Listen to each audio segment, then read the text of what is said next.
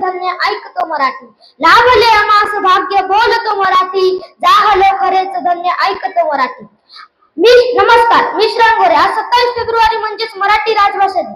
आपल्या मातृभाषेचा, आपल्या राजभाषेचा सन्मान दिवस. सर्वप्रथम ज्या महान संतांनी, कवींनी, लेखकांनी आणि कलावंतांनी आपल्या मराठी भाषेला समृद्ध केले आणि मराठी भाषेची थोरवी साता समुद्र पार नेली, त्या सर्वांना मी विनम्र कोटी कोटी अभिवादन करतो आणि तुम्हा सर्वांना मराठी राजभाषा दिनाच्या मराठमोळ्या शुभेच्छा देतो. आज 27 फेब्रुवारी मराठी राजभाषा दिन म्हणून साजरा केला जातो. याचे कारण म्हणजे महाराष्ट्राचे लाडके कवी, लेखक विष्णू वामन शिरवाडकर यांचा जन्मदिन होय. त्यांना आपण कुसुमाग्रज या टोपण नावाने ओळखतो. त्यांनी निबंध, कविता, नाटक या रूपात लिहिले. त्यांनी मराठी भाषेला सन्मान मिळवून देण्यासाठी खूप प्रयत्न केले. त्यांना पुरस्कार मानण्यात आले.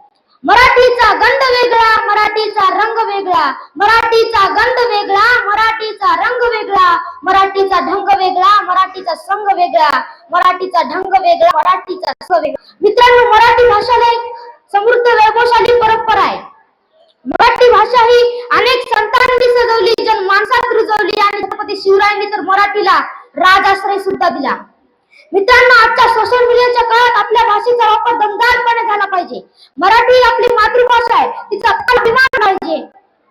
आपल्याला मराठीचा गोडवा लक्षात घेऊन सर्वत्र मराठीचा प्रसार केला पाहिजे. मराठीची अशी ही समृद्ध वैभवशाली परंपरा जपण्यासाठी आपण मराठी भाषा सर्वांपर्यंत पोहोचवण्यासाठी प्रयत्न केले पाहिजे. शेवटी इतकेच म्हणेल, आपली शान मराठी, आपला मान मराठी, जगण्याला ध्यास मराठी आणि महाराष्ट्राचा श्वास मराठी, महाराष्ट्राचा श्वास मराठी. धन्यवाद. जय महाराष्ट्र.